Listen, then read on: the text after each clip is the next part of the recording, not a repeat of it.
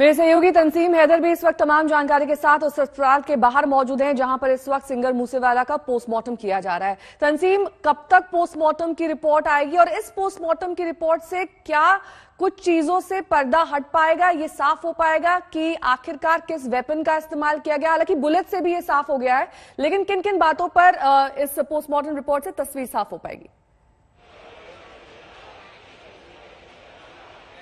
देखिए, postmortem report में सबसे पहले इस बात की तस्दीक की जाएगी कि बॉडी में कितने एंट्री वाउंड्स हैं, कितने एग्जिट वाउंड्स हैं, गोलियां कितनी मारी गई हैं, कितनी जिस्म में लगी हैं और वहां मौके से कितने खोखे बरामद किए हैं, उनका बाद में मिलान किया जाता है।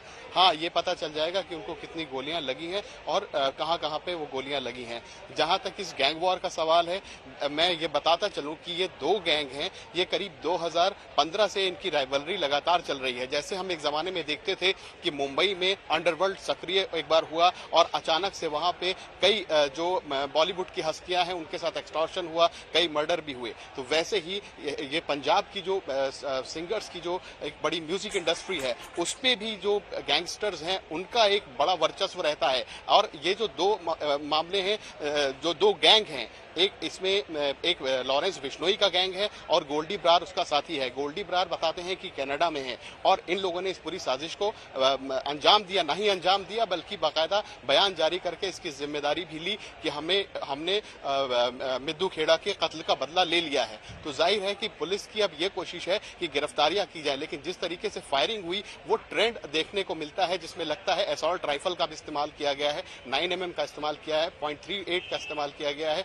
.45 का इस्तेमाल किया गया है। तो ऐसे वेपन्स इस्तेमाल किए गए हैं जैसे आमतौर पे 80, 90 और 2010-12 के दशक में हम लोग देखते थे कि जहां पे बड़ी बड़ी गैंग वॉर हुई उत्तर प्रदेश में, बिहार में, वहां पे इस तरीके से बड़े वेपन यूज किए जाते थे। लेकिन पंजाब के लिए ये असॉल्ट्स वगैरह यूज होना अपने आप में एक नई चीज सामने आई है। तो इसीलिए पुलिस के लिए भी बड़ी चुनौती है कि ये जो 8 से 10 लोग बताए जा रहे हैं हमलावर, ये अभी कहां छुपे हुए हैं, क्योंकि इनमें से एक गाड़ी बरामद हुई है लावारिस हालत में, बोलेरो, जिसमें फर्जी नंबर प्लेट पाई गई है और 2 लोगों को हिरासत में लिया गया है। यही वजह है कि जो आईजी हैं और डीजी हैं वो लगातार ये बात कह रहे हैं कि जल्दी इस केस को वर्कआउट कर लिया जाएगा और जो आरोपी हैं उनकी गिरफ्तारी कर ली जाएगी। लेकिन सवाल फिर यही है कि कह के मारा गया है। इसमें यह कहा गया था जब मिद्दू खेड़ा का मर्डर हुआ था तो बाकायदा लॉरेंस बिश्नोई और गोल्डी ब्रार ने एक मैसेज जारी किया था और कहा था कि हम इसका बदला लेंगे और हम इस सिंगर को मार देंगे। और उन्होंने वही किया। जिस दिन सिक्योरिटी हटाई गई